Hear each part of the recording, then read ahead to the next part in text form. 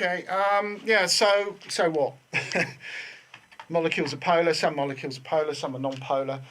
Polar molecules don't mix with non-polar molecules. So if we're going to make an adhesive, we want something that's going to be compatible with the wood. Wood's a little bit complicated because although it's polar, it attracts water. We know that. And there's got loads of hydroxyl groups in wood. People are always going on about hydroxyl groups in wood. Sometimes a bit too much, I suspect. We have to be a bit careful because it also contains extractives, and extractives can migrate. And the surface is pretty porous, so it can pick up stuff and get quite dirty. So dirty wood surfaces may not be very polar. And that's one of the reasons why if you want a really good bond, a glue bond with wood, you should clean the surface. So a lot of people do that by sanding. They might use planing. Planing is okay, it will clean the surface, but you can get an effect which is it smooths out the surface, but it can also kind of harden it. You might get a bit of heating going on and it can close up the porosity. So it isn't necessarily going to give you a good bonding surface, so sanding after planing is often used. There is a kind of idea that you've got this kind of key and lock effect with adhesive, and that sort of rough surfaces are better for adhesion than smooth surfaces, and that isn't really true. It's more to do with the cleaning, to make sure the glue will actually spread on the surface, and that's what I'm going to talk about now. If we have a surface that's polar, so if we've got a wood surface and we put a liquid on there that is a wetting liquid, so if we've got a polar wood surface, so we've cleaned the surface, and we put a polar liquid on the surface, like water, we will get a droplet that does something like that. I hope you can see that's blue.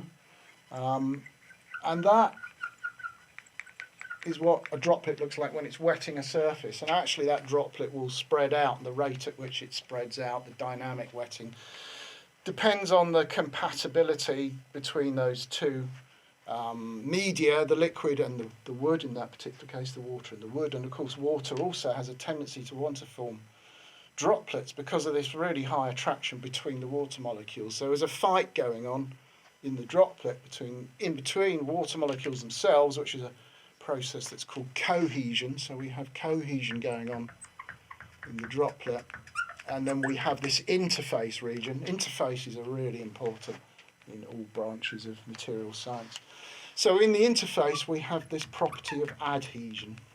So there's a fight going on. Now, if the molecules attract each other more than they're attracted to the surface, we end up with a non-wetting situation. So a non-wetting liquid will form a droplet that looks more like this. If we get a really extreme example, the droplet doesn't want to have anything to do with the surface. The interaction between the molecules and the liquid is very much stronger than in any interaction between the liquid and the surface.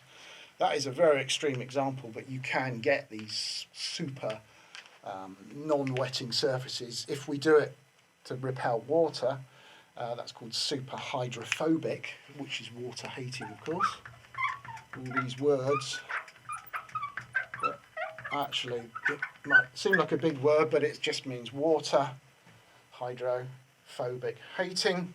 And of course, if you've got something that loves water, well, I'll tell you what, you can look that up. That's your homework for today. What's the word for something that loves water?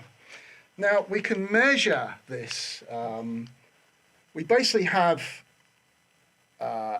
differences between the liquid and the solid with adhesion, and this is related to something called surface energy, which again probably sounds more complicated than it is. You're going to end up with an awful lot of words on this board. And that's actually related to surface tension. And surface tension is related to polarity. So something that's very polar, the molecules are going to be very, very attracted to each other through these dipole-dipole interactions. So you're going to have a very high surface tension. Water has a very high surface tension, as I'm sure you're aware. Little animals can kind of skit around on top of it on ponds. It's quite fascinating to watch them. We're a little bit heavier, so we have difficulties doing that. If we tried sort of having a bath in mercury, we could float around on the top, but I wouldn't recommend doing that. You might have to have a warning. Don't have a bath in mercury. Okay.